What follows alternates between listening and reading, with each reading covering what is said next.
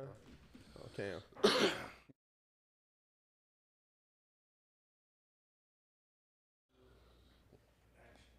Oh, what the hell going What on? the hell going on, man? It's your boy. What's up, Cam? Go ahead, bro. Oh, you didn't finish your shit? Cause you interrupted me. It's your boy, Dundee. Do what you be saying, ain't it? Mm-hmm. Keep going. You supposed to say, it's your boy, Mr. Tad Off. I ain't tearing shit off. I'm telling you Man, that. come I on, ain't bro. having it. Man, just cash out. I ain't even gonna put you out there like that. Nigga, cashing out. Don't keep capping, bro. Like, I had to move. What you mean, nigga? When you gotta move, you ain't got no choice but to spend money. Bro, this man just bought a new house, new car. Whoa, I ain't buy a house. Let's be Nigga clear. just bought a. I ain't buy a house. Nigga, I rented a house.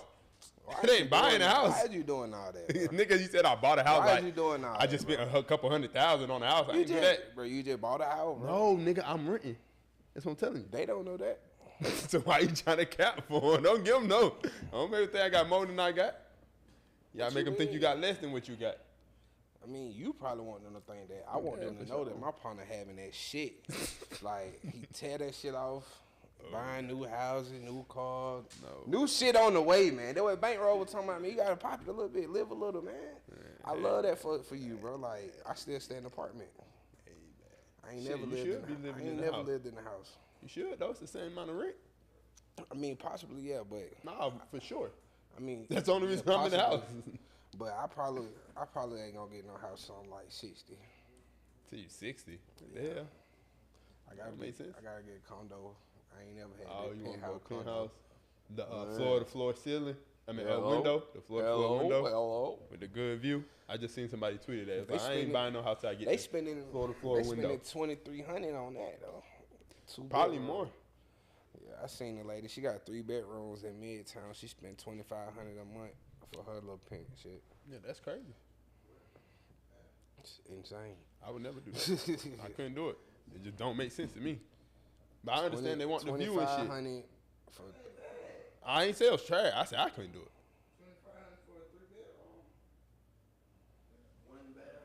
Yeah, apartment. It's like studio style. That like, shit not no she condo. probably It's not made- like no laid out Yeah, I was condo. gonna say she probably made it like 3 bedroom down there, but it's studio. Yeah, like that's not. Yeah, like That's that what bitch it is, just- probably. That bitch just walk in and you see everything. That's what H got. No, for real. That's what he got. Yeah, this right here. No, not even this, but his real house or his real spot. This last week you said that. I got 2 bedrooms and a den. What are you talking You said it looked just like this.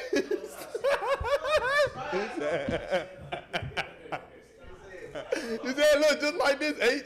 He said it had one more room. That was you said. Room, but look.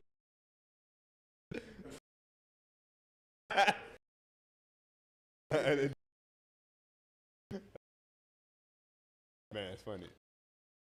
Over. Come back to that, man.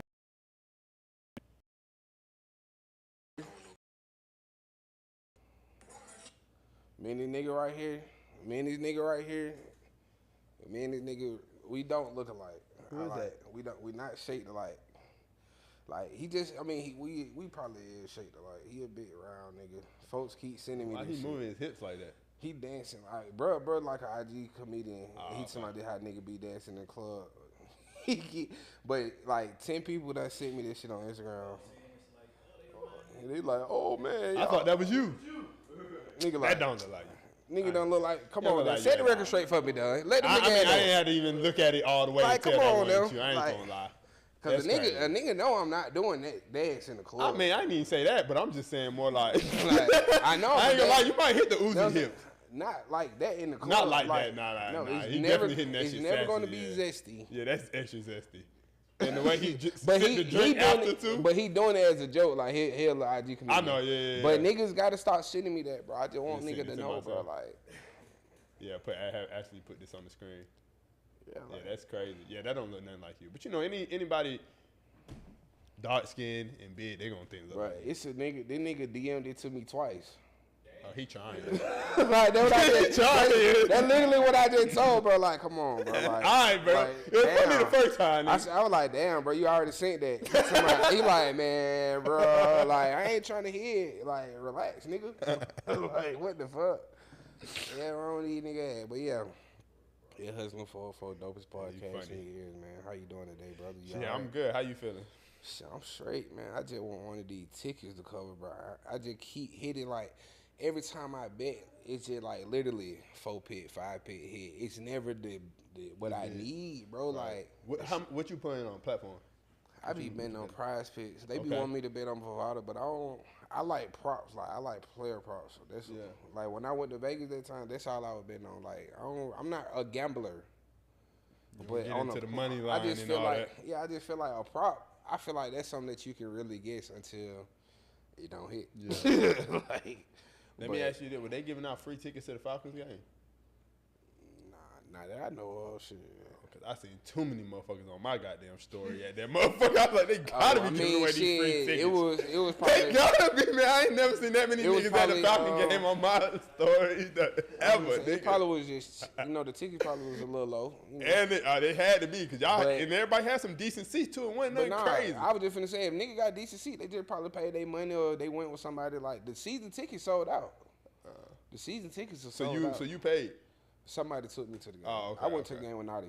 Maybe that had somebody. So like 20 people must have had somebody take them to the game. I'm just saying, I never seen that many people at the Falcon game. I swear to God, bro. I was like, damn, everybody on my store was at that motherfucker. I mean, we got a reason to be there right now. It wasn't even, why? Why you say that? They looking good, you know what I'm saying? Okay. Like, that's what I spend my money for the Falcons right now. Like, the past couple seasons, like, it's just like a tourist attraction for us. Like, nigga, if you go, just something to do type something shit. to do, like, but I had to, get in there. I ain't been to a Falcon game in a long time. Yeah, you been popping it and going crazy every game. I mean, every game for sure. So. Not every game, but I be having to I be having to remind niggas and let niggas know, bro. Like, when I speak, the Falcons listen, bro. Like, I don't know if they be hearing me through the videos, if they be reading my comments, whatever. But they been doing what I need them to do lately. So every time they win, you gonna do a new dance. Like, not make a new dance, but you gonna do a new dance on Instagram. I wouldn't say all that, but it's something like that. If I make a video before the game, see, I've been making a little you motivation fell off shit. a little bit off. I didn't fall off, like, they fell off. They stopped. They wasn't winning shit. Like, it just literally stopped. They literally just they took my soul out of me. Like, pause. Like, the Falcons they took my heart, How long ago? I don't know, but they looking good right now. That's all that matters. Gonna beat the Panthers. Then we're gonna run the table on these niggas. I don't see us losing too many more. You don't see y'all what? Losing too many more games. Shit, the hardest part of our schedule out the way. Shit. Do we play the Ravens? Nah. I mean, shit, what we supposed to be scared? Because Lamar 27-1 against the NFC. Do we supposed to be scared? We'll send him in the Super Bowl. Tell the nigga bring his A game. He got to beat Mahomes first. Yeah, he do got to get Mahomes. Hey, it's not looking right. What but, about at the same time, hey, Lamar fuck around to find a way to lose. Fuck him. Hey man, why that nigga mama still stealing Amazon packages, man? What the hell, Rice or he can't control what he from Kansas City? I was finna say like, why he's no, man, no, that's crazy. First of all, he but in the jersey that says what you call his mom, whatever nigga name is, mom. He can't control what mom do. Like, you can give your mama $100,000 right now, and she still. Like, she a klepto, That what she do. That's crazy. I'm not gonna lie. Like with a jersey that say whatever his name is, mom. Like, that's crazy. I mean, shit. Bro was in a real bad accident in the off season and shit, racing, cutting up through traffic. And so, they doing what they do. Thinking the money slowed up, so they had to get it back somehow. Nah, I'm just trying to understand. What I'm saying is, like, If you a certain way with money, without money, you gonna be that with money. Shit, she probably been stealing. He been racing. They doing what they do. The money ain't do nothing but boosting it. But I'm saying though, like, how long Buddy been in the league? She's Buddy still in the Buddy a rookie? This is his second year. Come on, man. You know what I'm saying? The money, he ain't made no generational wealth yet. I mean, it depends on what you think generational wealth is. I mean, for them, he probably ain't moved the family out the hood. He ain't got moms and new, like, he ain't did that yet, probably. So he, like, at the stage of the cookout from Buddy on the cookout. Just got the little rookie contract and got everybody out. Todd had that bank. Todd didn't get the bank. He had the rookie contract. But Todd money was long. Todd contract was crazy. Like some 20 million shit. Oh, okay. Yeah, Todd. Okay. You know NBA money different. Yeah, I know NBA money different from NFL. But yeah, would you be mad at your mom or some shit like that? I mean, bro, it's not even necessarily being mad. It's just like, what the fuck? Like, you making me look bad. Like, that's just like Patrick Mahomes' daddy. He keep getting DUIs. Yeah. Like, at some point, you got to talk to your folks. Like, y'all making me look bad. Ain't some throw with his brother, too? Would his brother be doing some dumb shit? Yeah. Brother be on some other shit. Jackson Mahomes. If you know, you know. Bro, definitely got that contract, though. No, that's all I'm saying. Like, it's all cool. Where's his like, contract then?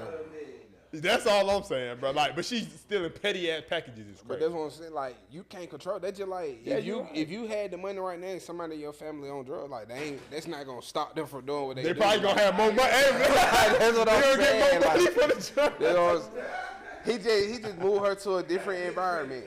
Yeah. She probably been stealing packages. He just moved her to a different environment with better packages now. Like, they got the shit she really want now. That's crazy. I ain't even gonna lie to you, bro. And one thing, hey, unlock the door. I'll trip out on my mama. I ain't gonna lie. I love my mama, but that's some dumb ass shit though. One thing I know about them packages though, you just never. The worst part, you don't know what you stealing. You could be stealing a book. You could be stealing some wig shit, bro. I remember stealing from Amazon, bro. I used to be weird. Like, I used to try my best. Like, I do some wig shit. I kind of low-key open that bitch. Like, enough to kind of see what's in there, but enough if I don't want it, I can still deliver it. I never forget. Or I would feel the fuck out the I might feel like a little box or something. Yeah, man. A nigga might tell me, like, hey, man, if you feel like this, man, they're probably electronics. Woo, Like, you got the whole system. Bro, I take the shit, I get the shit home, open the shit up. It's like a pack of pens, like some fresh ass a 3-pack of ballpoint pens. I was like, damn, I just knew I hit for something today. Oh, God, bro. That's what I'm saying. But then, Kent used to do that shit. Nigga have so much useless shit in the goddamn car and shit from just taking packages. Don't know what the hell it is. But the useless shit could also be useful to somebody. You just never know. Them ballpoint pens I could have sold to somebody. I mean, not sold. You could have gave them away. Gave away? What the hell? Hey, you want a pen, bro? You know what I'm saying? Like, right, what the hell? It's like, yo. Yeah. You got. Come sit down, my boy. Yeah. You got smart trouble. Teachers. What's up, brother? You all right? My boy, what's going on with you? Shit, coolin'. Yes, yeah, go ahead, pull it up a little close. He finna get your camera right and shit.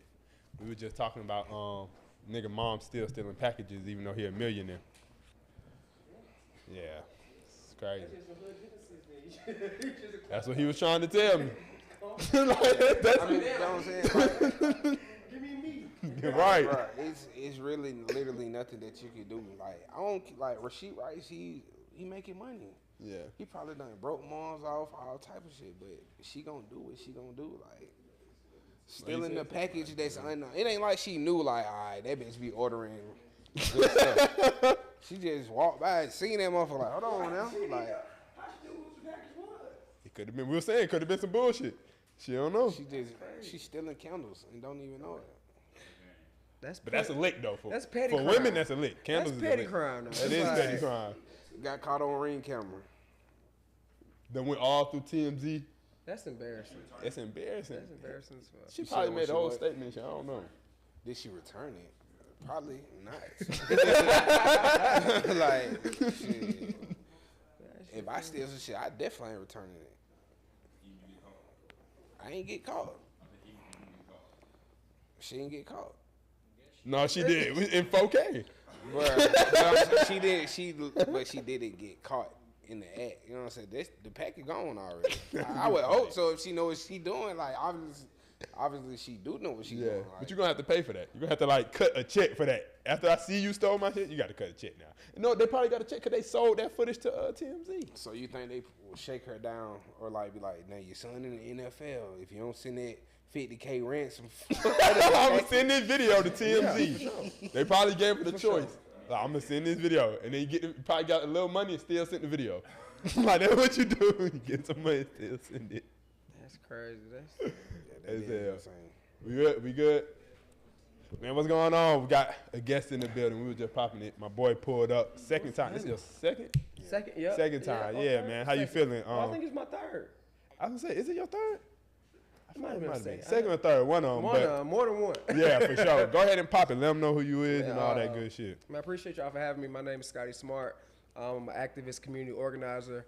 I work in political education. So okay. That's what I do now, you know. That's I think hard. the first time we talked shit, I was just... Head popping it with us. I just cared about the shit a little bit. You know what I'm saying? I wasn't doing it professionally. We was joking about going to the rallies and shit. Mm-hmm. And now I do it professionally. You know, I've been doing this shit as a job for the last 2.5 years. Okay. Didn't know I could get paid to care about black people. So shit been but that sound like the type of job they really don't even like advertise to us too. I didn't even know it was a job. I didn't know what a community organizer was. Right. I was like, oh, this is what I've been doing the whole time. I'm actually kind of good at this. Like, I was doing this shit for 8 years for free. Right. Like, I was like, damn. Got I just the care about following black everything. people. Yeah. Say, oh, so, like somebody see me and was like, I got a position I think you'd be good at. I was like, well, what the fuck? For money, yeah. They were surprised. For real? Okay. Mm-hmm. Shit. The craziest thing about the whole story, though, even with becoming professionally, I started the job the day after school died. School died June 5th. My start date in the job was June 6th. And so, like, the level of success I've been having been fucking with me at the same time. You know what I'm saying? Like, damn. My dog supposed to be here for this one. Yeah, it's kind of like getting that bad call in the Rolls Royce type shit. Like damn, a day apart. Like, a new chapter opened up, but it was like, this shit feel alright, but you know what I'm saying? It ain't as fire as it would have been. Like, I'm not complaining. Facts. But I lost 2 of my best friends in that same year, so it was just like, okay, this is different. Right. You know what I'm saying? So, but even with that, it sounds like you didn't take no break, or that didn't deter you from still going that route. I think the job actually helped me through that situation. It gave me something to do all the time, and it was something I was passionate about and I was learning. So it kind of helped balance the grief a little bit. But I always knew like this was my passion. So it was like, it was a moment where I wanted to give up a little bit. But now I was like, nah, we here now. Like, we here now. Hold on, like we really here. Like, the door really open now. So it's like we really in these rooms. It's more than just a hobby. It's more than me just caring. It's like, we really understand how to build power within our community. Yeah. So as a community organizer, like, what is your task, or like, you know, what's your goals? My task is I lead. I'm a consultant for other firms, but in my 9 to 5, I lead a black male department. So I work in political education under black male. So my whole job is to get young black men more engaged in politics. How do I make it make sense to them?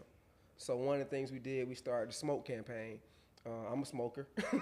So we started a smoke campaign called Spreading Marijuana Opportunities and Knowledge Everywhere. We went around the state of Georgia and we're trying to decriminalize marijuana in certain cities. And it's just really a thing where we're just trying to get men to understand, like, hey, you really got the power within yourself to change the laws if you really show up at a local level. And so it was like, it was something where it was just an eye raiser at first, you know what I'm saying? Like, if I'm at an event or something, we trying to get people to sign our petition cards. Like, hey, bro, you trying to legalize weed? And then at least stop and listen. You know, so what? Yeah. And then from that on, it became, how do I pivot that energy into a position of power and within certain cities. So we got some laws changed, man. So we had one dude down in South Georgia, one of my good friends. Now, you know, we've been friends about the last 3 years doing this work. He won an election in South Georgia and Camilla by 8 votes. He won by 8 votes, and then he got in office, and then he changed the marijuana decriminalization of less than an ounce to $35. Lowest in the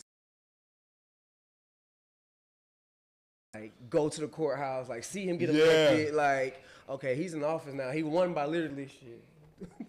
About 8 of us in this motherfucker, right. You know what I'm saying? He won by that small margin in his city, Camilla, Georgia, and then he got in office, and then he wrote the bill to make a $35 ticket if you got less than an ounce. Yeah, that's hard. So, he need to come here. I was about to say that's the work. That's the work. I'm trying to get people like that to understand marketing and promoting themselves. You know what I'm saying? Being in these type of spaces. There's a lot of people doing a lot of good work. They just ain't really talking about it in the right spaces. But to some people, not him specifically, but some people it's just a job. Some of us, it's like I said, I would do this shit for free too. You know what I mean? So now that we can see it happen, it's like it's just how we do it. You know what I'm saying? And how do we have the maximum impact community-wise to really move shit? Like tomorrow we getting a proclamation for DeKalb County. We're getting a Black Men Vote Day in DeKalb County. Okay. So tomorrow get suited up and shit, go get the proclamation. But on October 19th, it's a Saturday, we're gonna go like, shit, invite y'all out. Yeah. We goddamn, we'll be at the park, have a DJ. We're gonna take some shuttle buses and shuttle black men to the polls. Whoever live in DeKalb County, you can go to the closest polling location to vote early, Saturday voting, make it a party at the polls, have a good time. For me, it's more so like just meeting people where they at.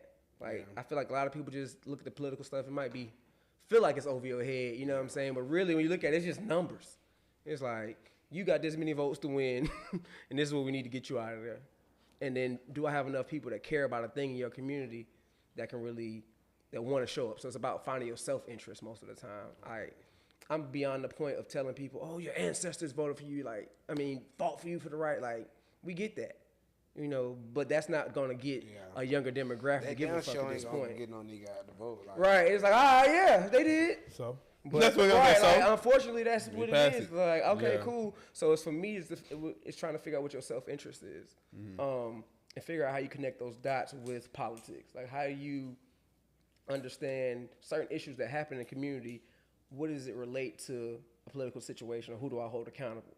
So the abortion thing is big for women right now. So a lot of women care about their abortion rights. We just lost a case. Well, they just reversed the case today, Supreme Court, about it being illegal in the state of Georgia to have an abortion. And we talk about the dude. So now you're saying it's back legal?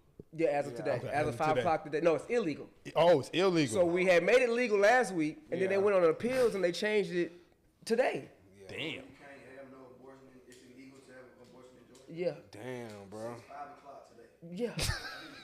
Nigga trying to check the time. Like, for real. See what I'm saying? Like, no, for real. You see how you said that? Also, but also, okay, if we dig deep into that, right? So how do we get to that point, right? So Trump, and this is what for the black men that like to be on the Trump shit, it's like, do you understand what you're talking about? Because Trump is famous for saying, hey, I overturned Roe versus Wade, which was the national thing that said you couldn't do that. So his argument is, I overturned Roe versus Wade, and now I made it a state issue. So each state gets to decide differently on that topic. We live in a Republican-led state. Right. So the Republican officials lead the House. They got more votes to pass their law.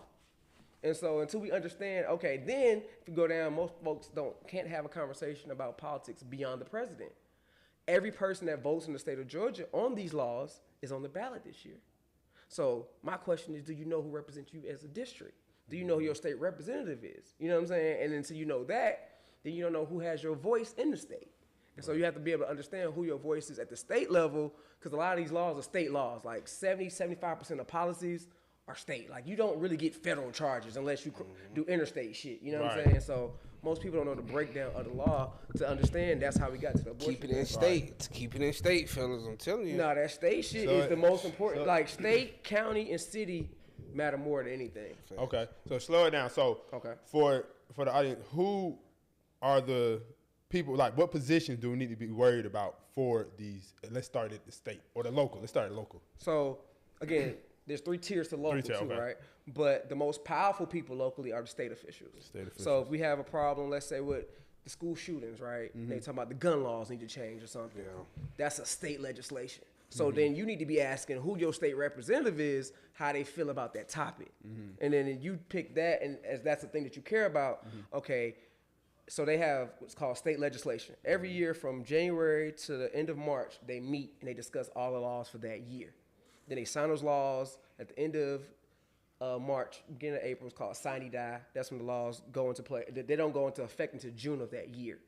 And so that's when you get your state legislation. Now, say for instance, my fight goes all 3 levels. So I want weed legalized in Georgia. But so I fought for that in the state session. I got some people to champion for. I got a couple state reps out of Jonesboro. My partner Eric Bell, he was a frontline activist. He won the election. Now he championed for it, but it didn't make it out of the committee. So it never became something they even voted for at the state level. Okay. So then, if we don't get to that, all right, then we got to figure out how we do it either at a county or city level, right? And so, state first, and then county and city are kind of similar, but not. So, city, we have 535 cities. We have 159 counties. So again, Metro Atlanta makes up about 20, 25 cities, but majority is Fulton County. A little bit of DeKalb, a little bit of DeKalb. Fulton, yeah. And so you have to look at the different, so in all of these, I'm talking about like your College Parks, East Points, Lithonia, Stone, Shamley, they all different. All of it different. And it's crazy because the cab is big as fuck. Like, see, that's the trick. The cab police can lock you up in all of that. Okay, so the shit. cab is different in the setup. What I learned is, the cab has the most largest unincorporated parts. Okay. So in Fulton County we have all these cities, but we don't have a Fulton County. We have Fulton County government, but not like a PD. Yeah. Because they're all city governments. Right. But if you have a county that's not all the way developed citywide, then it becomes unincorporated DeKalb County. So the commissioners in DeKalb have a lot of power. Okay. So like, for instance, to give you an idea, okay, so Fulton County has a very small portion of Fulton County is unincorporated. It's the area over there by Fulton Industrial, like that little strip right off Fulton Industrial. That's unincorporated. That's why them hoes be out there. It's unincorporated. I ain't saying that's why. I don't know if that's the law.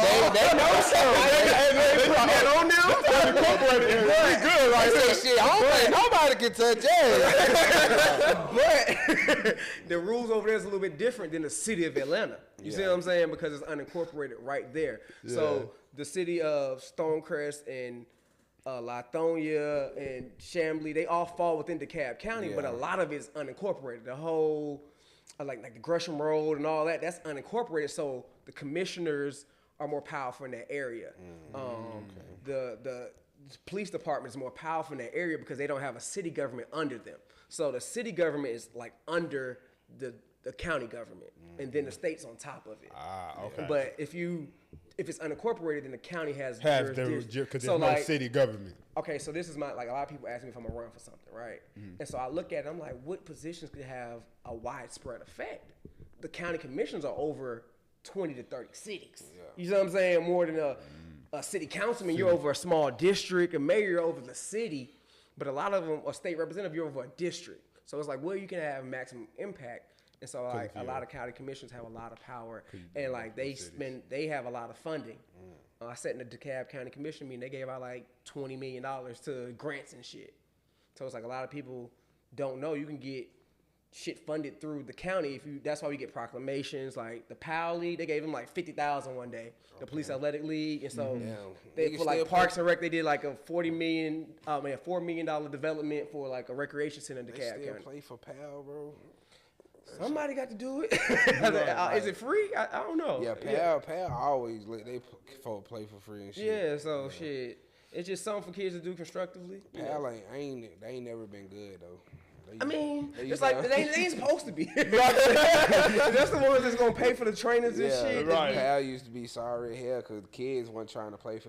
Folks not taking their kids to PAL because they like that's police league. Hell no. Right. Exactly. But hell no, you can't play for PAL. But PAL used to have like fire uniforms and shit because money and funding. I never even I don't know where they play. I played rec ball at Adams Park. I ain't never played against them.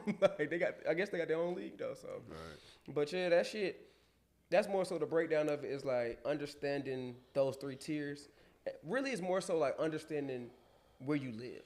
Yeah. And if you can understand that, fuck everything else. Like if you understand Really, it's just more so like to me about like if you care about where you live too. Some Yeah. niggas just don't give a damn. They just move in. Yeah, if you renting and you ain't really gonna be there before lease, then They're like, But how do you make them people, I guess, care? I guess they got to care about something that's going on in where they live, right? when niggas like start getting pulled over and they pay. when shit happen to them, yeah. To them, okay. Yeah. motherfuckers care once it happen to them. Once they see it, Cause when he just said the man got the $35 down, I know, 'cause I was I'm just like, talking about damn, that my the other day. ticket was just $75. and you sit in Atlanta or some shit, right? Like, and then some places you going to jail.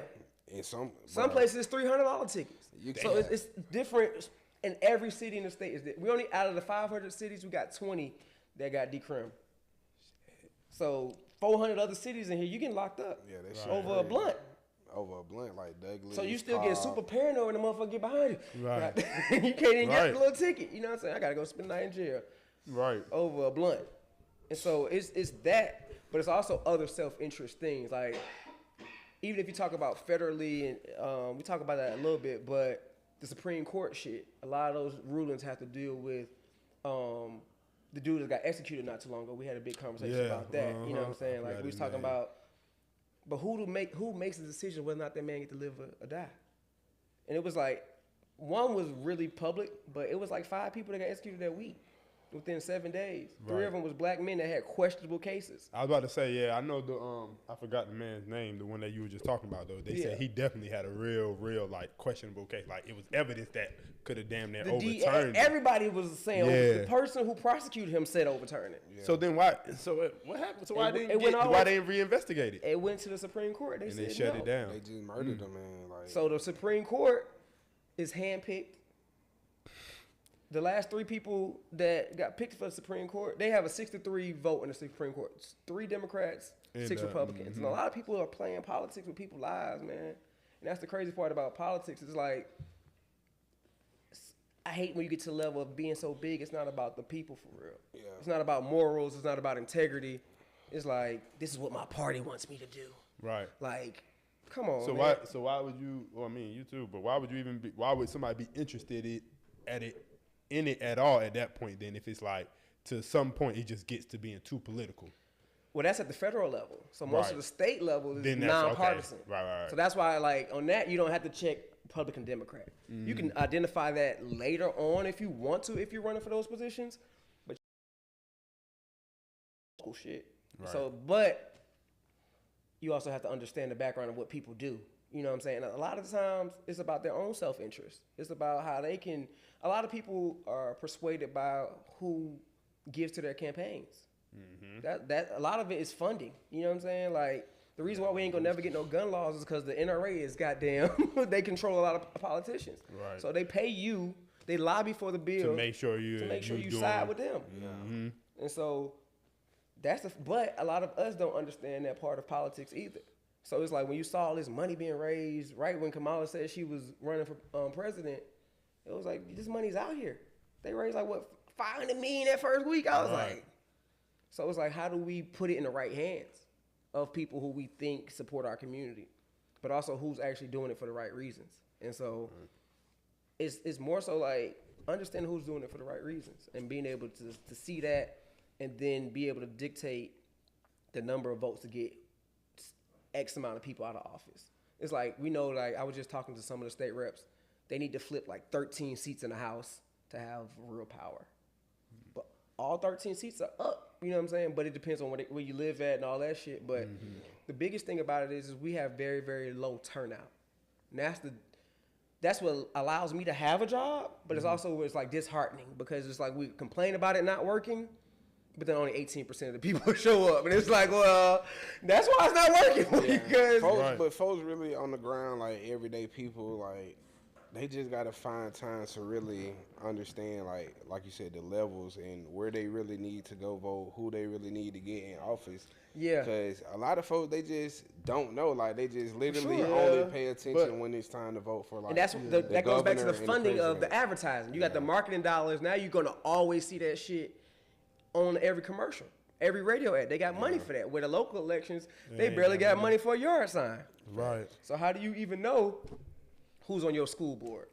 Most folks don't even know half of your taxes go to the school board in the city you live in. And people we had a 5% turnout, 10% turnout rate for a school board race. We talking about the kids' education. Or who makes those decisions, you know what I'm saying? And the funding for that. And so it's like you said, trying to figure out what's important to you and what you're willing to show up for. Facts. That's the hardest part. So, go ahead. Go ahead. No, go ahead. I was just gonna say, like, since you brought up school board, like, how do y'all feel about the overall view right now of like school? Like, do y'all feel like school really gonna be a thing in the next, say, 10 years? Do the kids care, matter? Does it really matter anymore? I mean, I personally think school is always going to be around. One, because of the are you talking about like early education or like post, like college and shit like that, or in general? Yeah, I think a lot of it still gets in. It's like a money thing too, right? A lot of it grabs a lot of money, puts a lot of people in debt. Like, you have to spend a lot of money towards education in general. So I think it's always going to be a thing. And for certain fields and things, I feel like, I don't want to say you need school, but school is kind of like being a doctor. Yeah, like of course you want to know what the hell a doctor doing. Yeah. I do want my doctor to go to school for 8 years for sure. You know what I'm saying? Like, you want them to be well tested and versed in certain areas. But what you about to say? I think the interesting thing about school is right now it's not being used the right way. It's like a lot of kids are graduating and they're not even prepared for the real world. Right. A lot of people are graduating and they're not even on grade level. Like, how you graduating, you can't read? Because don't we have the NLS, yeah, man, APS, man, y'all fuck the No Child Left Behind shit. True. But reading is that early shit at the crib. Right, but that's what I'm saying. So like you said, so when a kid can't read and he's struggling, right, but everybody else in his class may be doing well, but the school board, the district, whatever, got to feel like they got to push all of these kids up to make it seem like we're hitting these certain marks. Yeah, and that's the thing. It's too much about the metrics. The funding still going. Yeah, it's too much about the metrics, not about the kids. It's really. So now this kid is done passed 3 grades. He shouldn't even pass the first, and now he damn near making it all the way to the 4th and still on that same level. And we got to get away from this culture of not wanting to embarrass people. Like, if you ain't reading, you need to be left back, bro. All this participation shit, all this just you get a gold medal for being attentive, for showing up. I know nigga mamas who were keeping them back. Like, hell nah, he not ready. Man, the kids I work with, bro, in 5th grade, I'm talking about barely can write their name. I be like, bro, this is sad. Like, it should be crazy. It really be crazy to see like the development of a child at certain ages, and it's like it goes to parenting as well. You know what I'm saying? We can't only just blame the kids or the school. It gotta really be something that's praised at home. And I think we're in this, it's like we're in this culture of money, everything. You know what I'm saying? But there's so much more legal money in education. Like once you get the like the lame kids at school got good jobs right now. Like, you know what I'm saying? Like the niggas who was trying to be the super cool nigga, he got in and out of jail every year. You know what I'm saying? Trying to still find himself at 35, 40 years old. The nigga that had a plan, that had an education, that knew what he wanted to do with his life, that motherfucker's on the right path with the starting a family and got the house and everything. You know what I'm saying? Then you got the old nigga still living at home with moms. So it's like, we have to put more of a praise on education as a culture. More, like, we live in this Jerry Springer world where this ratchet shit is just ruling everything. And it's like, the more ignorant you are, the more likes you get and the more views you get. So how dumb can I be? It's like we having a dumb off around this motherfucker. Like, that's always been the thing. Trying to see who can do the stupidest shit to go viral. This nigga actually doing his homework. Lame man, nigga. What the fuck you doing? Stupid ass nigga. What kind of nigga is you? Nigga, man. Nigga actually did his work today. Smart ass nigga. I'm clown the nerd, bro. That's the crazy shit. When I went to CEP, I ain't gonna lie. Shit was so crazy, bro. Like, I went to CEP, like, I went to CW Hill and Emmett. So when I went to CEP in 8th grade, bro, like, I was like so fucking smart. They were like,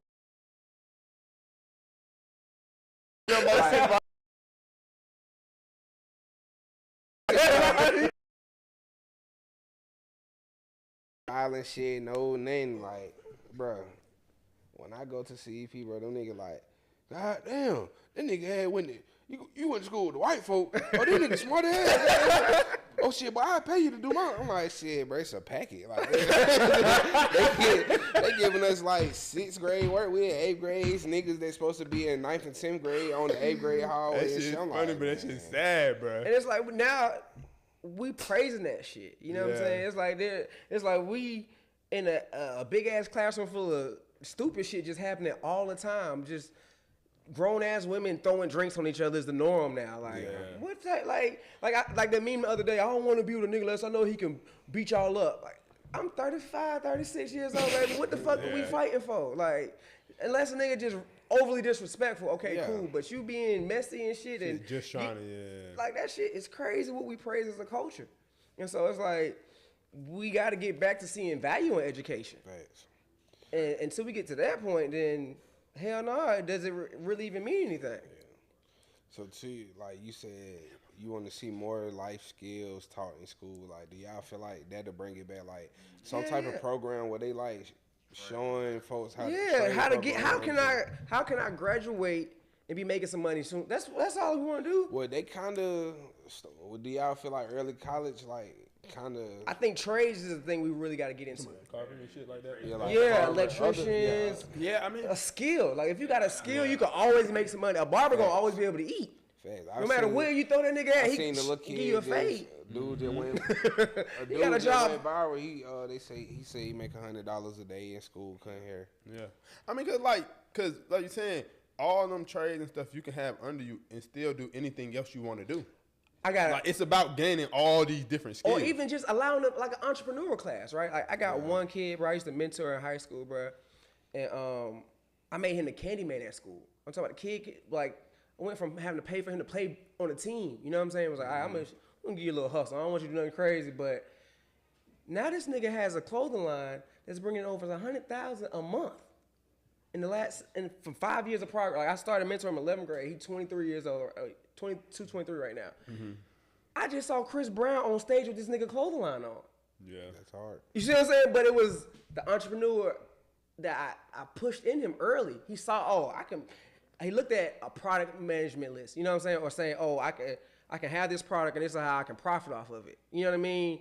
We don't teach kids that either. We don't understand a lot of these niggas that selling drugs or doing scams and shit are fucking geniuses if they got a better product. That's a fact. It's another product that can get you the same money you make off of 3-5. You know what I'm saying? Like, you don't, and a lot of people aren't qualified really to make the money they want to make in the workspace. Because even if you're making $20 an hour, that's $800 a week. Amen. If I sell $40 sweatshirts, I sell 20 of them motherfuckers. We just made $800 that night. That's a fact.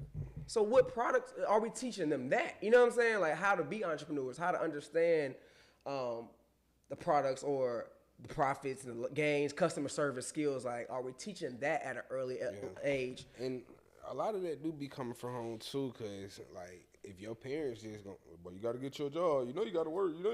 Like you gonna just feel like shit. I got to get a job. Like, yeah. And some of these niggas need to be told that though. How would you change that though? If they ain't getting it at home. Right. Some people parents just ain't giving a fuck. Like, true. Yeah, that's the truth. At what mindset at home? I mean, I think at some point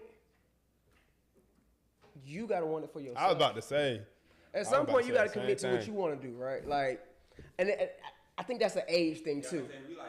Yeah, that's kind of hard to say. Yeah, that's kind of hard. Right, that's facts. But what are they Googling daily? What are they? What is their intake? How do you get them in that even? Because teams, they're so easily just influenced. Yeah, right. For sure. How do you put that input? Bruh, I ain't gonna lie. So, you know, I do work with teams and stuff at the shit I was trying to get you on that. Nigga still, we gonna talk about it later. Anyway. I do know type work you do with teams. I love youth development. That's yeah, so I be like literally saying the same shit to them because like the situation they in, they like, it's a group home essentially, right? Yeah. So like they in defense care and stuff like that. But I literally, the way I do is like, the best way I could do is just be real. Like, bruh, like you said, at the end of the day, you gotta want it for yourself. When you get out of this care, nobody's gonna give a damn what happened to you at the end of the day. So you gotta start putting in these certain skills or lean into what you like and what you're passionate about and learning how to convert this. Not even always about being about money, but just into something that can provide for you or do something, open other avenues, something at this point. Because nobody yes, you in a fucked up predicament. Like you said, your parents probably was fucked about you.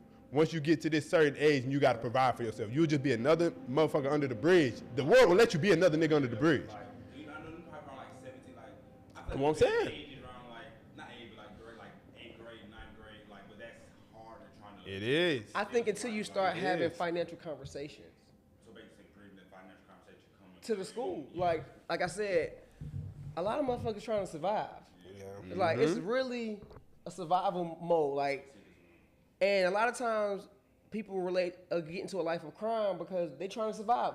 It's easy. It was easier for me to get a pound than to know how to make some bread. You know what I'm saying? Legally, it was easy for me to learn how to do some scams before because that's what the environment I grew up in. But I had to really be around people. So that my whole thing with the mentorship was like find their self-interest. You know what I'm saying? Even if it is sports, right? Where's the marketing and advertising in that with the NIL deals? Okay, everybody want to be able to take care of themselves. You at some point, 9th, 10th grade, you tight. You know how good it feels for a high school not to have to ask their parents to go somewhere or just for a ride, but I got my own money. Yeah, you know what I'm saying? So you got to everything. figure out a hustle. At some point, it got to be about a realistic conversation about the cost of living. Are you a grown ass man? You about to be a grown ass man. You got 4 years. Like at some point, we have to have financial conversations. And I think a lot of times we shy away from that because we don't know. Yeah. And I think those are the two things we don't have enough conversation about: our finances and politics, because we feel intimidated by those spaces because we haven't mastered them for real. And so, like financial literacy is a whole thing that our community has no clue about really, and is afraid to say a lot of times because shit, I don't want to like no dummy. Cause to even to me, that shit getting old. I'm not gonna lie, not knowing about that shit, man. This shit getting old. You gotta learn about that shit, man. Or this shit'll eat you alive, but you gotta like us blaming systematic shit. Like I understand it's all true. It's all true, but it get old because we're gonna be in the same. We're gonna be in the same mindset. I don't deal with that. So I understand it, but it's like we gotta get out. It's like we all got these computers in our hand all day. You got the all chance. Day. Whatever you scrolling on all day until your thumb hurts. You could have put some watching. YouTube. Like how I developed in a lot of parts of my work was like watching people do public speaking online. You know, or just taking extra time to want to be a student at life in itself. At no age are you too old to learn something. Yeah. So it's like I'm definitely a late bloomer. You know what I'm saying? Like to get where I'm at with no degree, no nothing. I'm 37, and I'm like I'm just hitting really my profession at a... How old you? 37. Oh, okay. So I hit, like I said, I didn't get no degree. I really started caring about the community at like 27. Yeah. Didn't know, I was selling cars, just, again, trying to survive, selling U-verse, knocking on doors selling U-verse. You remember the nigga that be in the Sam's Club? Shit, like the Direct TV. Like the Will Smith shit. All that shit. Pursuit of Happiness when he was carrying the shit around. Oh, I tried to Kirby for like one day. I think that was a Kirby, I think. You know what I'm talking about? The shit he was carrying around trying to sell that's him? Kirby vacuum. Oh, okay. Yeah. He wasn't. But no, U-verse was a cable shit. That was a little different. He tried to sell some shit that a nigga ain't even interested in. Will Smith was on some bullshit for real. Like, he really should have. Will Smith in Pursuit of Happiness really just supposed to went ahead and got a little 9 to 5. But he did give up though. Like it worked out for him. He stayed down. That's the thing. Right. With my son and shit, like I'm in that position right now. Like nigga, I ain't gonna lie. Like I would love to stay down for some shit that I know gonna pop. But at the same time, nigga got to be secure. Like so, getting a job and shit. Like you got responsibilities, bro. Especially like if it was just me.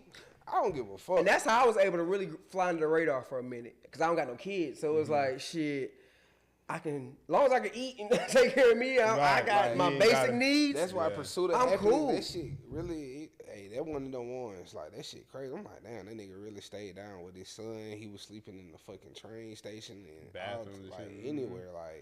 Like, you bet on yourself. And so you get to a point of that. Like, I feel like with what I'm doing now, I went through a 3 or 4 year period of like, uncertainty, like, okay, I don't know what the fuck I'm doing, but I really care about this a lot. So, and then opportunities just started coming from there. Because before then, I was really tied into my clothing line.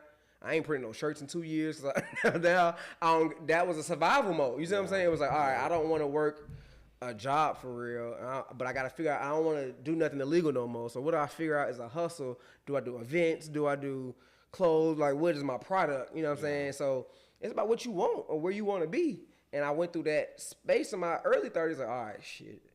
Selling cars was cool, but I was making the money I wanted, but I felt like it was no purpose behind it. I've always cared about community. So with the car shit, I had to work every Saturday for 4 years. I could never be mentoring kids, going to their games and shit. Like it was just financial. Yeah. And so I think you really got to just figure out what it like having those conversations, and then also taking the talent within your kid and being able to see it though for a thing. Yeah, I think you should let kids necessarily all decide what they want. You can kind of hone in. Yeah, see their skills. They don't necessarily know what's best for them. Well, these parents is friends these days. Look at this, do this. Yeah. So they can have I don't like this, but I like this. Direction, just a little direction, and it's like and allow them to try things. It's like don't limit them either. Like one of my friends has a quote. He was like, "You don't got to be good at just one thing. You can be good at everything, but try. Like don't be afraid to fail." Yeah, I definitely wish my parents would have just been like, yeah, man, you don't have to just play football. Like, this folks just like, yeah, you going to the league. Shit, no, you got to stay big. You got to eat. You going to the league for real. Like, I'm like, all right, you should do what I'm doing.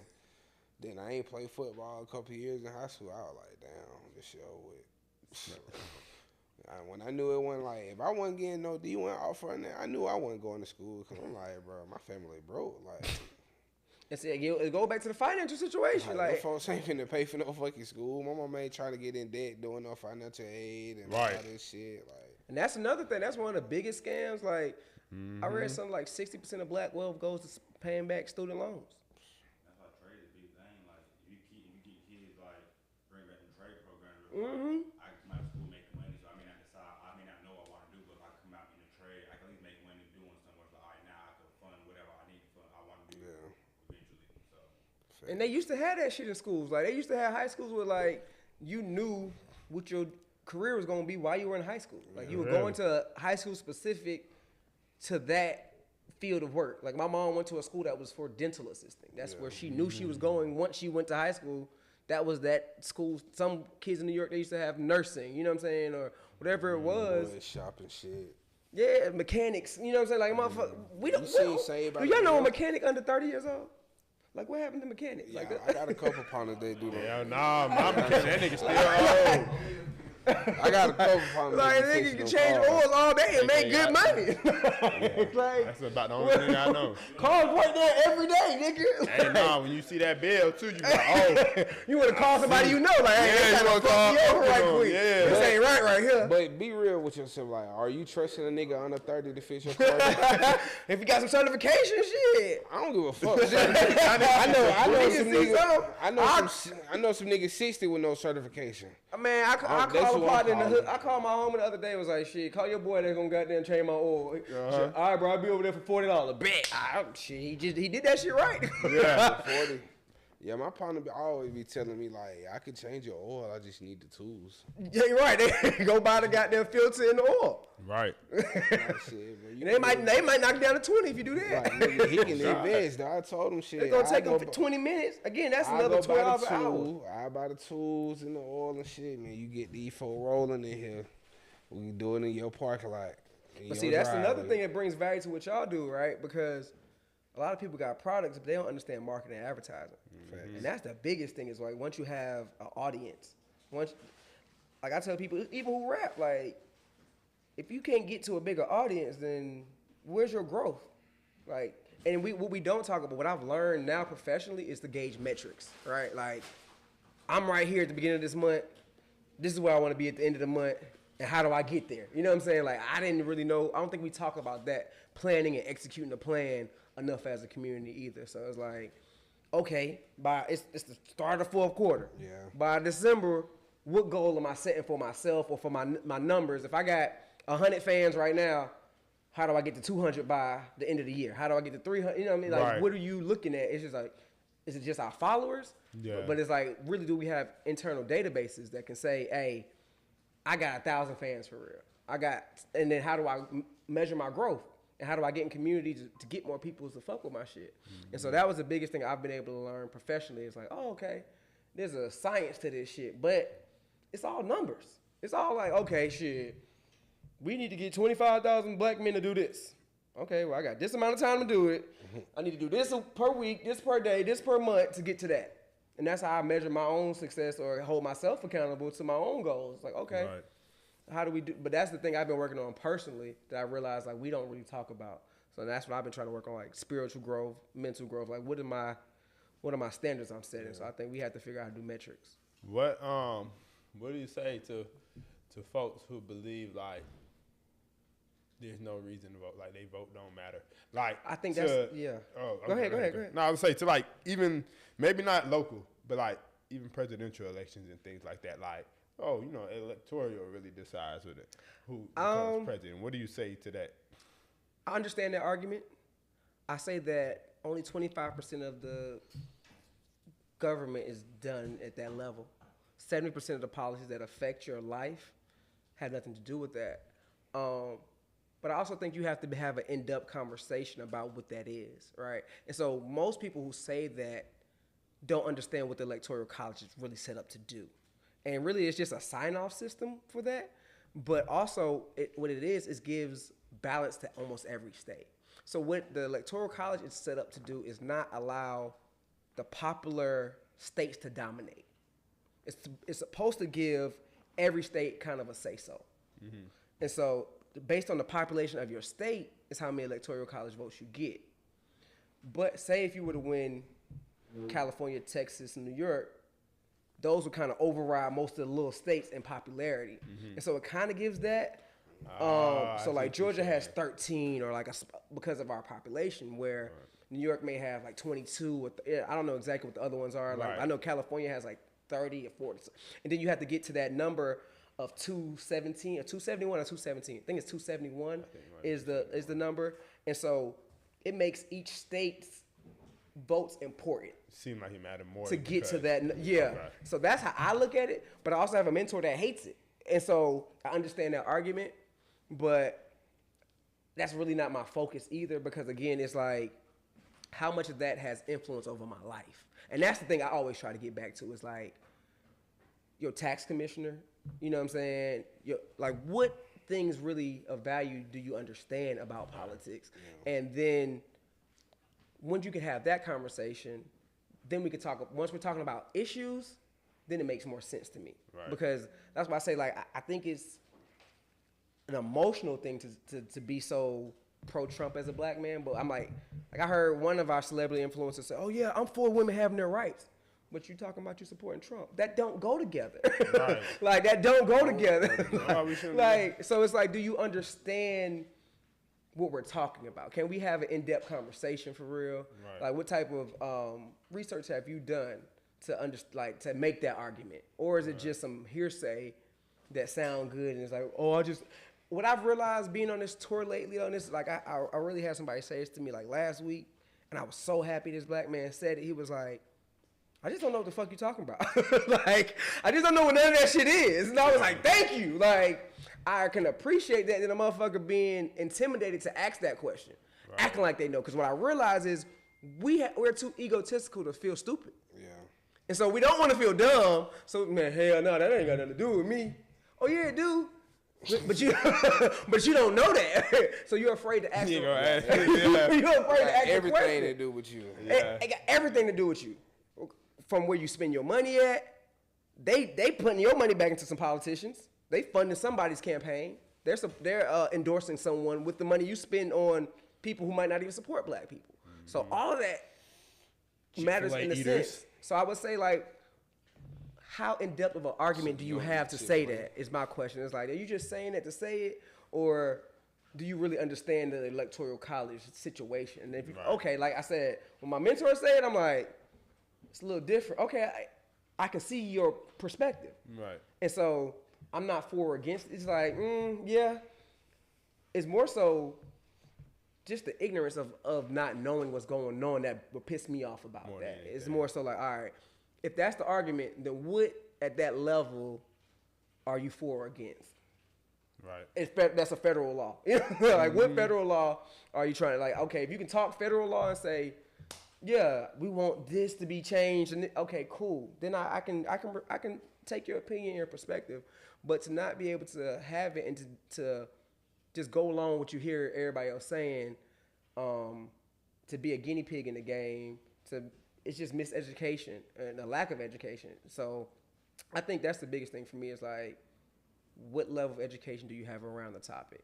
I think, and that's what always comes back to me is like, I don't mind being the person that can explain every ballot situation. I can give you a resource or a link that can give you that as well if you want to take a look at, oh, this is who does this. And we talking about Supreme Court shit. Those are elected officials. Yeah. You see what I'm saying? Like, so in the state of Georgia, we had 30 judges run unopposed. All of them was back in office doing the same shit. The nigga that just overturned the abortion ban was an elected official. Yeah. Do we keep a tally on him and look at his track record and say the next time you up for election, we want your ass out of office? You see what I'm saying? That's what I'm trying to get to. We need to make sure we get corrected, like them judges and shit, like district attorneys. You know what I'm saying? Like that shit matter. Like your tax commissioner. Like you know that the people who control your taxes are elected officials. And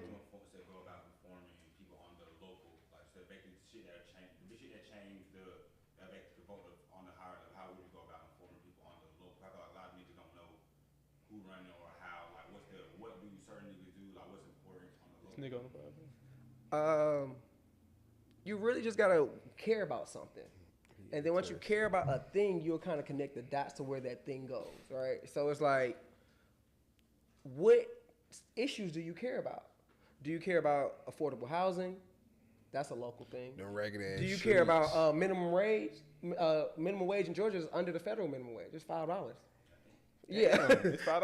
$5.15 in the state of Georgia. That shit was $7.25. That's federal. You see what I'm saying? So yeah, it's $5. Yeah, but what do you care about? You see what I'm saying? So when we was making $7.25, that was like that's federally. So it can't be lower than the federal. I would say they was blessing us. Yeah, right. In a sense, because the state of Georgia ain't changed theirs in 30, 40 years. Yeah. And so it's like exactly. So it's like. So if you make $15 now, you blessed.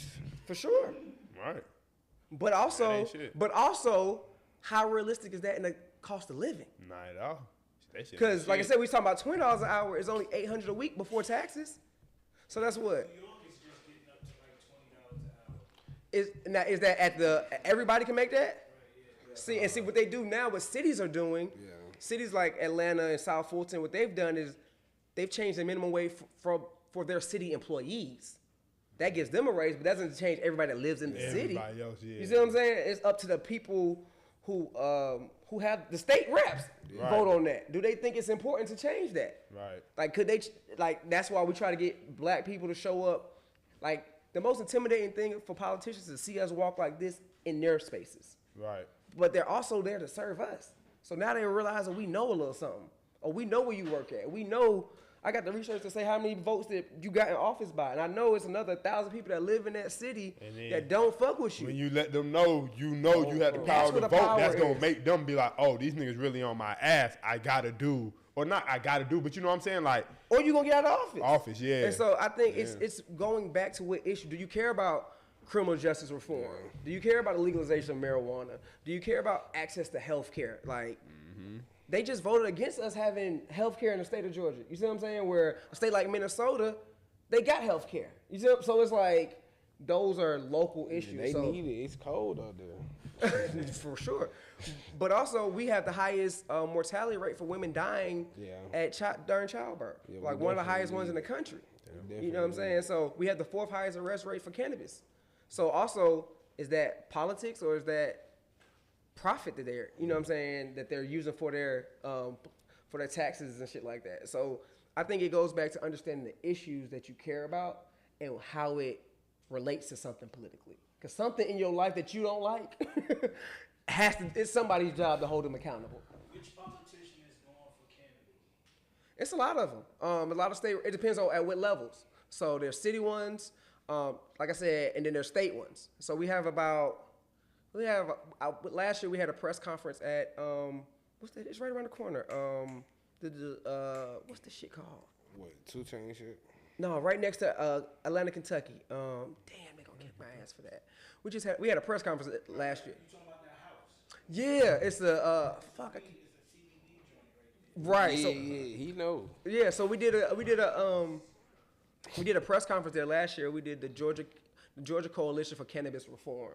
And within that, there's state representatives, there's city councilmen, there's doctors, and there's patients all in a group that's trying to say we're for legalization and this is the benefit. So we had to learn a lot of the medical benefits and to really even have that conversation, for them to even listen. But also, there's states where they're making $200 million a year off of this. You know what I'm saying? And investing it back in the community. So again, we have to look at what's on the ballot, and everybody's ballot locally is different.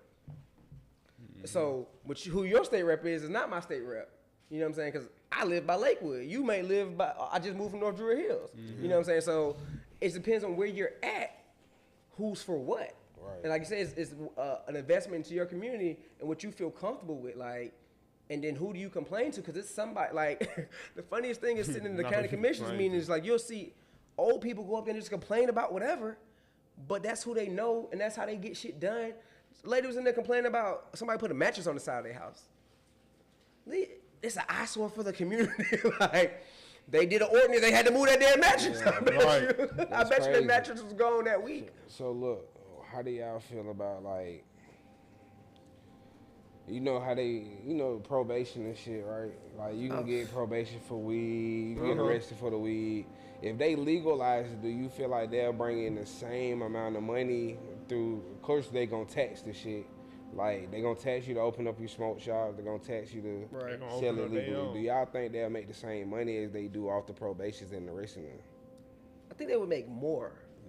I think they would make so too. I think they would make more if you just look at the statistics of what other states are making. And there's like I forgot what website it is, but it shows like what Georgia could make if they had a running cannabis dispensary program around the state of Georgia. And with us having so much land, they could be growing this shit everywhere. Yeah. It's like Georgia's rural as fuck. So you go down to South Georgia, there's land everywhere. It could actually open up more job opportunities. It could, like, that's my thing, like, right now is making sure we have equity in this shit. Like, I have a partnership with a dispensary. They opened up 3 dispensaries this year. But it's like, are y'all hiring black people? You know what I'm saying? Like, all right, what y'all, it's like being aware of the equity in the game, knowing who signs off, who's the executive director of there's a part of the state legislation called the Georgia Medical Cannabis Commission. It's like a board. It's like 5 or 6 people. Do you know who the executive director is? Do you know how many licenses they gave out this year? They gave out 6 licenses. I don't think any of them was minorities. And they only got to do like 20%. I think the minority might have been like a white woman or something. Like, it's being in these rooms to know what's going on. You know what I'm saying? Like, that's the biggest part is like, but the tricky part about that is most of the shit happens while people are at work. So that's kind of like, I'm telling people to come to the proclamation tomorrow. It's at 9 a.m. on a Tuesday. Like, nigga, I gotta work. Like, okay. But luckily, I'm in a space where this is my job to be there, so I can't really be too upset. But it's just, for me, is meeting people where they at and talking about it at an approachable level to figure out, okay. And the thing about probation shit, like you said, that's a fucking cash cow for a lot of situations. And so, but is that even really a level of rehabilitation? You know what I'm saying? Like, it's nothing but another bill, for real. Exactly. You gotta pay this, you gotta pay the court costs. I had to pay goddamn my $1,100 just to get off that motherfucker. Like, you gotta pay the goddamn the class they might. And then if every month you don't pay, they add another $50 on that shit. That's crazy. Shit, sometimes it's a hustle in they a lock sense. your ass up if you don't pay that shit. And so, then they can revoke it. That be the crazy. Like, I feel like once you pay your probation and you do all the stipulations of it, you should be let right off. Like, I feel like you shouldn't have to wait till 6 more months and all that shit, because that's a trap. Like, I done paid y'all, did the community service and everything else y'all asked me to do, and I still gotta wait a whole another year to get off. And if I get pulled over or anything in that time, oh shit, we gonna revoke you. We gonna start you back over. And like, come on, man. It's a revolving door. It's like recidivism. You know what I'm saying? It's like, why don't we have a system? How you spell that?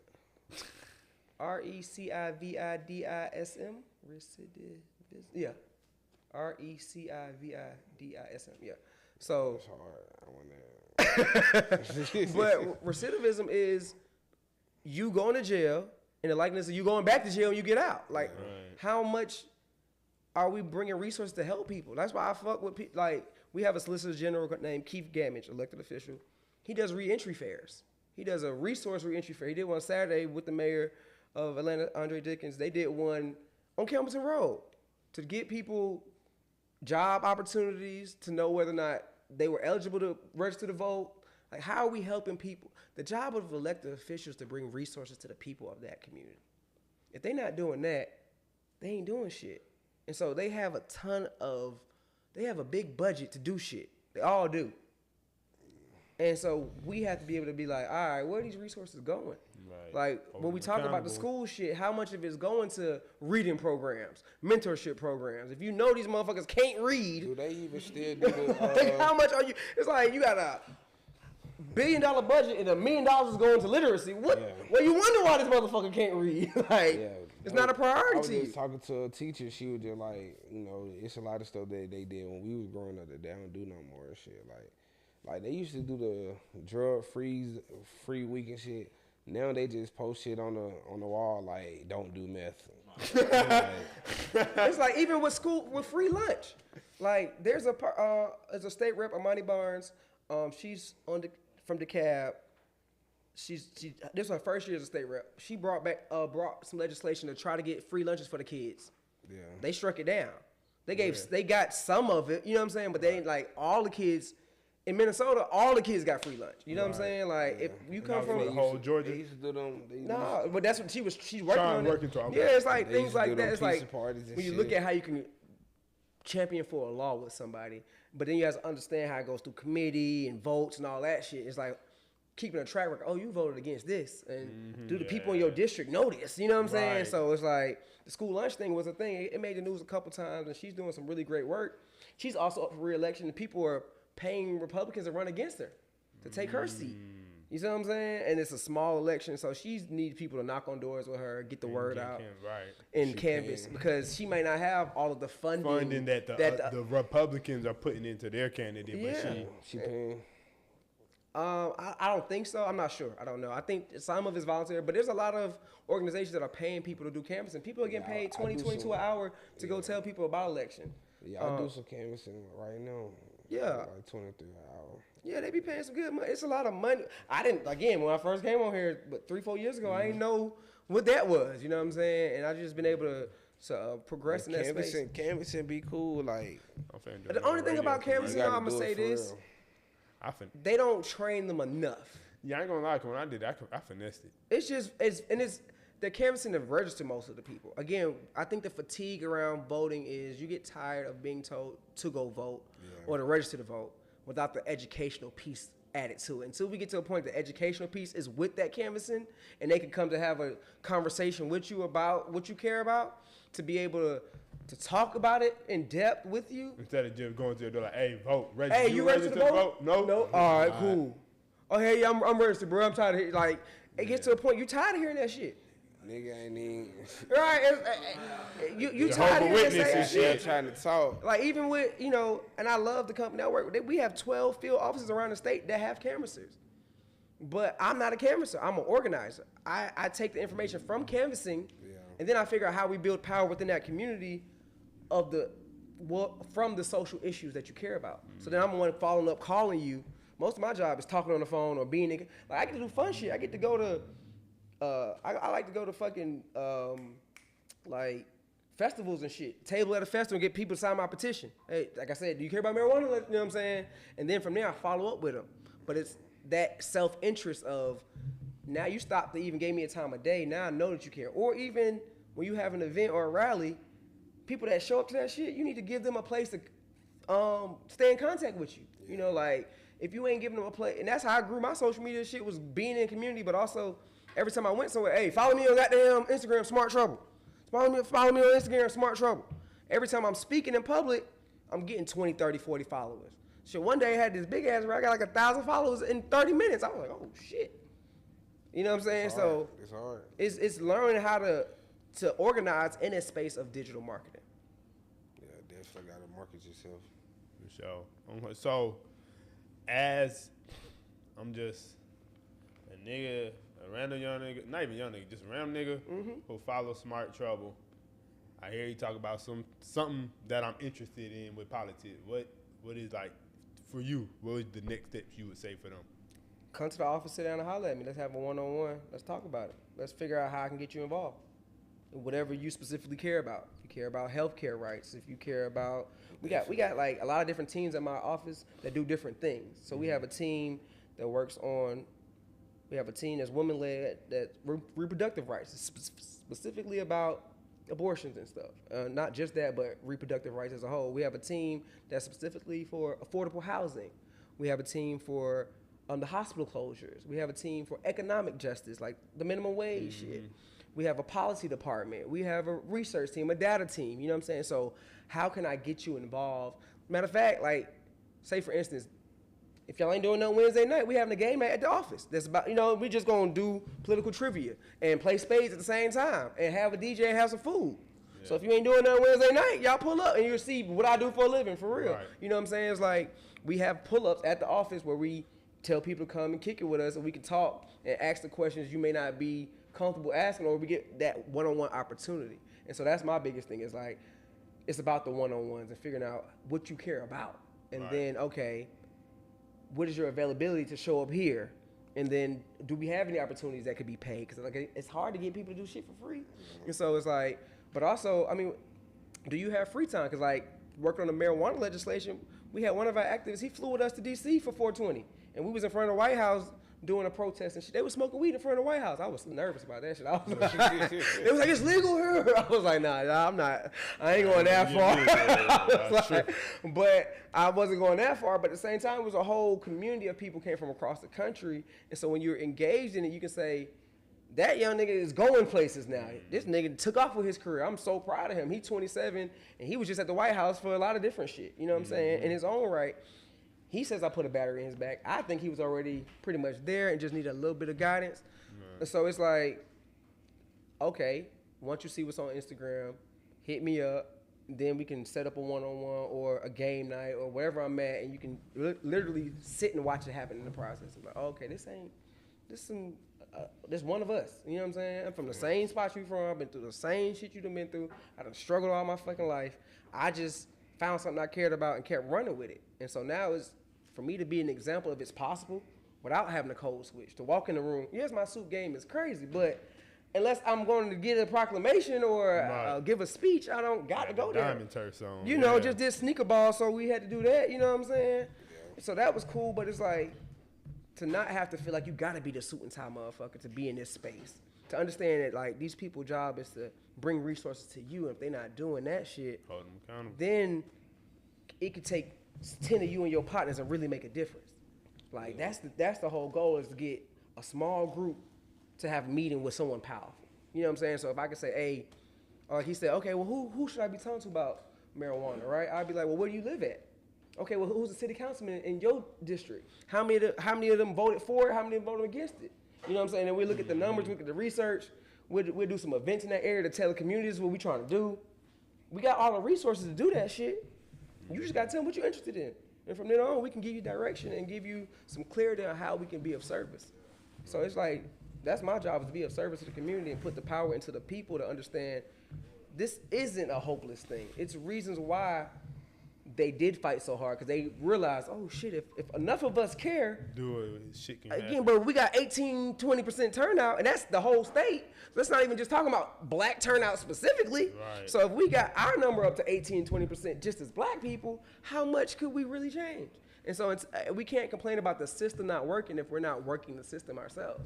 And so it's to get into it and say, you know what? If enough of us show up, if we had our turnout rates to 30-40%, we unstoppable. Mm-hmm. We can really see, we can elect the people we want to, and I want to build things where we can fund our own, you know what I'm saying, where I want a community development fund. I want to be able to have a subscription, $5 a month, that we all pay into, and then we say, oh, let's help this motherfucker get elected. You know what I'm saying? Because how many subscriptions we got that we don't pay attention to? But we ain't got nothing to help us develop our own community. And so how do we really look at resources, or taking the things that we look at as really small and minute, but can really have a big impact? If 100,000 people in the city of Atlanta gave $5 a month, we got a hell of a fucking budget. $500,000 a month? Yeah. What the fuck can we do with $500,000 a month? Yeah. Like $500,000 a month from $5?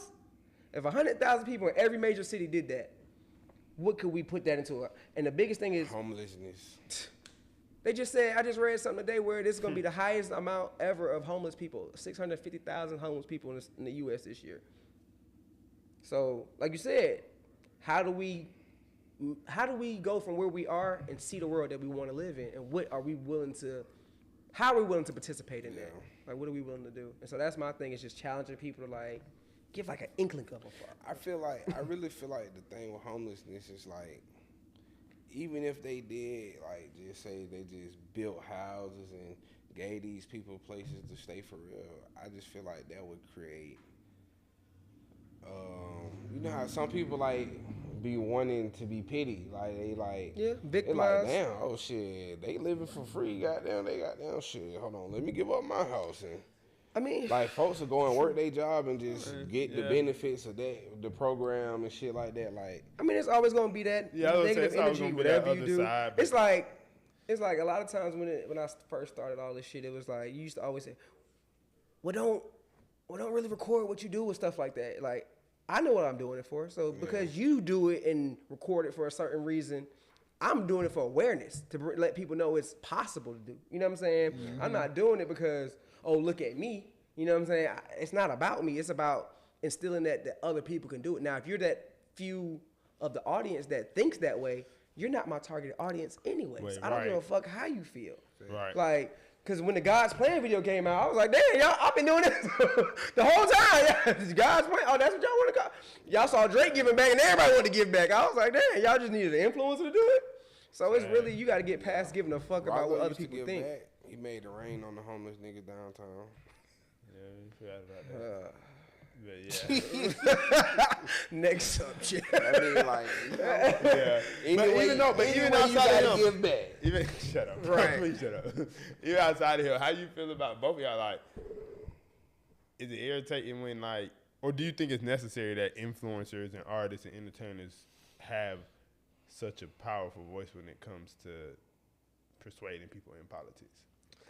I mean, you said that you don't feel like athletes and shit should be even the people that people look to, but I don't. I feel that's why I was trying to, like, anybody that somebody is going to look to, I feel like should be the one that like, I'm not saying all athletes should use their platform to talk about politics, but if you know that you got a certain amount of followers and you know folks listen to you, like, you got to try to use that to educate some way, somehow. But the problem be they don't be educating correctly a lot of time, or they don't be educated themselves. They feel like they're forced to say something because people look up to them. So that's the biggest thing, right?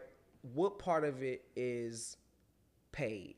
You know what I'm saying? Like, it's a paid advertising. That too. Because a lot of it is a paid advertising, and you cannot have an in-depth conversation about it. You don't. This is not your lane. Yeah. You may got 2 million followers. You know what I'm saying? But you don't talk about this on a regular basis, and so you might have got paid by somebody to influence. You know what I'm saying? In a certain way, and it goes back to what's the educational piece behind it? How much of it are you actually helping people, or are you just trying to do self, interest and getting paid for it? You're like, oh shit, they just gave me $100,000 because shout out to DNC. Right. It's like, at what point do we stop allowing that to happen in a space? Like, at what point do we do the research on the people and say this is what their platform is built off of, and this is what they speak on, so let's uplift them, and it comes and it goes. You know what I'm saying? I ain't looking for it, but at the same time, I know people with bigger followings that really do educate. Right. But yeah, I think your Sexy Reg, your Waka Flockas, that's what I'm saying, like, you know what I'm saying? Yeah. I mean, but even the ones around now, even the ones that are he educated, but even the ones that true. I'm just saying that I wouldn't even think about his level of education on the thing. Okay, that's Chief Keys or whoever the person is. I would say even the ones Trippy that Red, who was it? Well, I don't even know that nigga name. The little light skinned nigga. Is that Trippy Red? No, the NLE Chopper. No, he like some Spanish light skinned nigga, and he's super Trumpish. You talking about Lil Pump? Okay, yeah. It's like folks like that. It's like what? But even on the other side, even the ones that be like so pro come out, or regardless of the party, I just don't feel like I don't feel mad twerking. That's what he was talking about. He gonna go. But even that's what I'm saying. I don't. But that's also it also depends on your education, right? Because one of the things I like about my job, they always tell me to go to where the people at, right? I did a tabling at Candyland. I was outside the strip club getting people to sign my petition. Yeah. You know what I'm saying? For marijuana legislation. Yeah. So this is where I know people smoke weed at on a Friday night. I would set up my little table. Hey, y'all, you want some of my petition? Then I can follow them later. But again, it's a tactic, and I get it because they have an audience. Yeah, but at what point do you care more about the education than just the number? And I think a lot of the piece right now with voting is an uneducated voter. Mm-hmm. It's more so suppression against turnout. And that's the biggest thing. It's like a lot of people trying to suppress votes and a lot of people trying to push turnout. And that's all they care about. It's not allowing you to vote and getting you to vote. And so you're still not informing them about the process. And so that's why I love the work that I do. I can care less if I run for office, to be honest, as long as I can have the impact that I'm having. It's about impact for me. That's what I measure success off, impact. So if I can change some laws, if I can get some people in office, I don't give a fuck about me being in the office, being seen, and, oh, you gonna be the mayor. I'd be like, if it happened, cool, but it's not like, damn, that's my dream. I want to see the day that they like allow felons to have their voting rights back. Like, well, the thing about that is, if you're off of felony probation, you do have your voting rights. Mm-hmm. I'm talking about like, even on probation, like if you out, you know what I'm saying, you done did your time, you probably on 20-year probation. Well, guess what? You know that's a law, and that's in place. You can change that law. Yeah, you can change be on 30-year probation. Most people don't know that a person with a misdemeanor in jail can still vote. Yeah. Right, I'm gonna say but even then, people in the jail. But people don't even know that though. Like, they just think if you got a felony, you can't vote. But right. If you're not on probation, you can vote. Yeah. If you've done, so like if you got, but also again, I would champion for that. You see what I'm saying? I would be the one to be like, hey. My whole thing is to make sure the hood has a seat at the table. So then how do I get more of my kind? I'm the type of nigga, I got a partner that's got a Fed case. I go sit in court with him on, you know what I'm saying? Like, hey, I'm here to support you. I know what environment we come from. So I do know these things affect us. Because if you got a fucking felon running for president, then why a felon can't do other shit? You'll turn up your face to a felon trying to get in a job, but you want a felon to run the country? Trump on probation, He a 34 time felon. He should be getting sentenced. He's still on. He got indicted. He's guilty. He just hasn't been sentenced yet. He's been found guilty as a felon. If he's okay to run for the country, run the country, which I think his base is some of the most ignorant people I've ever seen in my life. What they gonna give him though? Right. I mean, shit, it's felons. That's more than 2+ years. You can't put him in jail. If he become president, I don't think they would. Bruh, I'm talking about like. But see, that's why they also even so if much he to don't that. be the president, like if you put Trump in jail, it might start a riot. I mean, they might get him some in-home confinement. He can't sit still, so who knows what it could be? But it's like we have to get to a point where you hold people accountable for their actions, and you can't just get away with what you want to do. Because, in there. Right, because we the ones got the biggest. He be in Fulton County. He be in Rice Street. And that boy in Rice Street with the bed bugs. Boy gonna be on there like Get Hard. Yeah. I think I seen some of that. I ain't seen that whole thing. The one with Will Ferrell and Kevin Hart. Yeah, I think I saw it like it was on, and I ain't really see the whole plot. Learn how to get tough. Yeah, learn how to get tough in there. That's for sure. Throw out some of the upcoming election dates and stuff like that. Cool. So October 15th is the first day to early vote. I always suggest early voting. Get it out the way, knock it out. In early voting, you can vote anywhere within your county. You don't have to go to a specific precinct. If you're at DeKalb County, anywhere in DeKalb County, you can vote. Anywhere in Fulton County, you can vote. So that's October 15th. That starts. I'm going to do it Black Men Vote Day, October 19th. This will be that first Saturday in DeKalb County. We're going to be shuttling men to the polls. But other than that, today is the last day to register to vote. So I don't know. That's any good information right now. And then election day is November 5th. So you have 2 Saturdays you can early vote, October 19th, October 26th. You can early vote up until the Friday before, which would be November the 1st, I think. Yeah, November the 1st is the last day to early vote. But you got time to look up your candidates, understand, go to stuff like we have different voter guides, so it can show you the ngp.org /vote. It will give you a voter guide. You type in your address, it will tell you everything that's running under your address. Say that one more time. ngp.org /vote. And it'll give you a breakdown of who's running. We're a nonpartisan organization, And so they can't tell you who to vote for. They can just tell you what their platforms are, who's running for what. And you put your address in, and they give you a guide. If y'all free, like I said, this Wednesday, come by the office. We're gonna have a game night. We're gonna have some food, DJ right around the corner. You know what the IBEW building is? Yeah. Y'all pass it. I work right there, so I'm right there, right in the city. So just really, like I said, just trying to get that simple. You type your address in, and you'll figure out, everything. Like I said, everybody's ballot is different when it comes to local, depending on where you live. Some people got to vote for some things. Certain people don't got to vote for it. And so,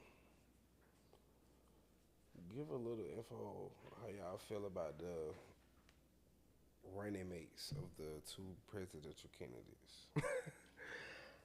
I mean, you got a baby Trump, and you got a governor of Minnesota. I would say look at the differences in the laws in Minnesota to Georgia. And you'll be very surprised. They got lunch for all the kids, marijuana free. Legal. I think they got Medicare for all. Like, they have very progressive policies that we don't have here. That's crazy because I know a couple people that be like, I just gotta leave Minnesota. It's just nothing to do up there. True. Like, y'all be worried about the wrong thing. Yeah, but like you got like I said, a governor that really changed a lot up there. Yeah. And then you also have J.D. Vance, who's only been a senator for 2 years, who doesn't have a track record, who skipped out on a lot of the Senate votes this year. You missed about 30, 35 votes as your district's voice. So are you even participating in the process? Are you even being the voice for your demographic that you are here to serve if you're not even in the spots to even be a part of it? Most people don't know there's 435 people in the House of Representatives. State of Georgia has 16. So before the president has anything to do with the law, it has to go through the House of Representatives or the Senate. We have 100 senators. Each state has 2. So 2 senators. And that's why people think Georgia's blue, because we won those 2 elections. But at the House, we got 14, I think 8 to 10 of them are Republican. So again, they had a big thing, even about FEMA, right? Like, we talking about the disasters and shit happening right now. A lot of Republicans in the House voted against additional aid for FEMA. Wherever you live, I'm about to post that, matter of fact, tomorrow. But that's information you need to know when you're talking about an election. Because, you talking about, I'm pro this, pro that. Nigga, they said no to resources for a disaster, and they knew the disaster was coming. Right. Probably correct. And then we spending hundreds of billions of dollars overseas, and shit ain't over here. Right. So probably created the disaster, but I'm going to shut up. I don't get into the conspiracies and the weather machines and, chemtrail. I just try to keep it as black and white as possible. Like, what can we prove? I already talk numbers, so that is a provable fact. Right. I get out of opinions. This person got this amount of votes. This is how many people will live in that area who didn't vote. Yeah. If we can get the people to show up to vote, we can get this motherfucker out of office and create a new law there. That's how I look at the numbers. So that's my stance. For sure. Yeah, man. We appreciate you pulling Man, I appreciate y'all, man. I appreciate y'all consistently, man. Like, y'all been doing this shit, how long now? 20 years. Oh. No, at least 4. Yeah, at least 4. I think that was 2020 when I came. Yeah. Or 2021. Yeah. Yeah, I was around there. Yeah, it was 2020. Yeah, it was early on. So kudos to y'all to be able to stick with it. Because I know podcast space ain't easy. You know what I'm saying? Yeah, 10,000 hours in. Hey, you getting your shots up, you becoming a professional. Yeah. You know what I'm saying? Facts. I appreciate you pulling up for sure. Man, anytime, like I said, I love what y'all do, man. And I'm always just here to be a resource to the community. That's my whole thing. Is like, how can I help, especially my demographic, black men more than anything, but just black people as a whole. How can I help us understand the process of politics and not feel like it's hopeless or it's not for me. It's like, you just don't know enough. We might need to do some another little quick collab. Do you know your anything? Do you know your just some videos, something? Anything, like I said, anything we can do that can bring awareness to people understanding what's going on right now. That's the problem. Old heads like that don't be knowing nothing.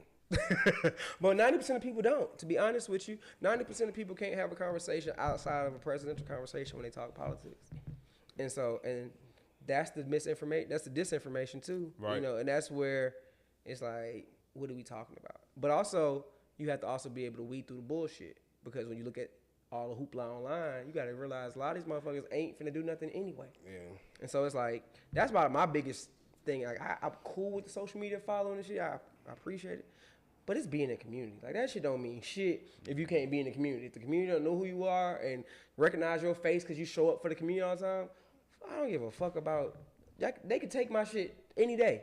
You still can't stop my work, because I've still built my relationships with people. I can make a phone call and I can talk to 10 city councilmen around the state right now. I can talk to 5 state reps right now. I can talk to the chairman of the Georgia Black Caucus right now, because they've seen me do this work.